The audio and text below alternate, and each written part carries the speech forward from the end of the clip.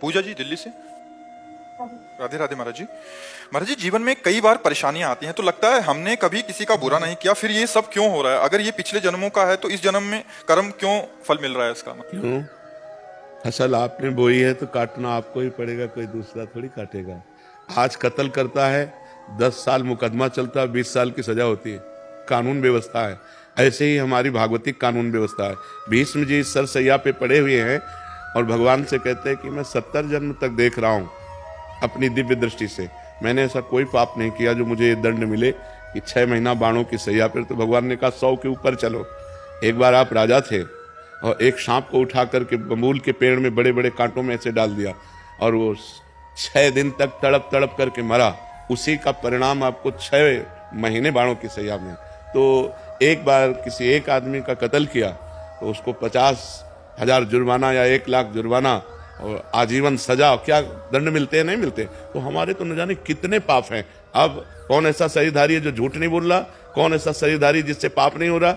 ये तो बात कह देना कि हमसे तो कोई गलती ही नहीं हुई, हमसे तो कोई पाप ही नहीं हुआ, ये बिल्कुल हम अविवेकपूर्ण मानते हैं।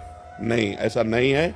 हम सबसे गलतियां होती हैं और उसी भगवान के दरबार में अन्याय नहीं है, क्योंकि वहां किसी की गवाही की जरूरत नहीं है। उस सर्वव्यापी परमात्मा आपके हृदय में ही बैठा हुआ है। मत्ता पर तरम नान्यत किंचिदस्ति धनंजय, मेरे सिवा और कुछ है ही नहीं, तो उसको गवाही की क्या जरूरत है? वो देख रहा है।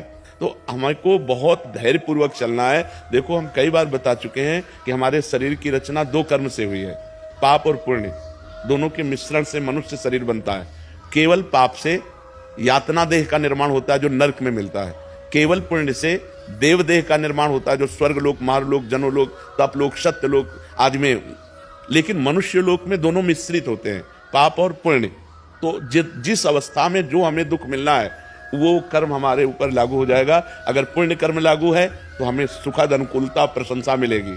अगर पाप कर्म लागू है तो दुख, प्रतिकूलता, निंदा मिलेगी। वो हमारी वैसी बुद्धि हो जाएगी, जैसी हो भवतव्यता तैसी बने सहाय, आप ना आवे ताहि पे ताहि तहां ले जाए। अचानक आपसे ऐसी क्रिया बन जाएगी कि आपकी निंदा होगी, आपकी अवहेलना होगी। अचानक आपसे ऐसी क्रिया बन गई, दांव लग गया, कि आपकी प्रशंसा होगी, आपकी जय जय हो जाएगी। वो पूर्व कर्मों का विधान चल रहा है। तो फिर मनुष्य जन्म में महानता क्या है? अब नवीन हमसे पाप ना होने पाए।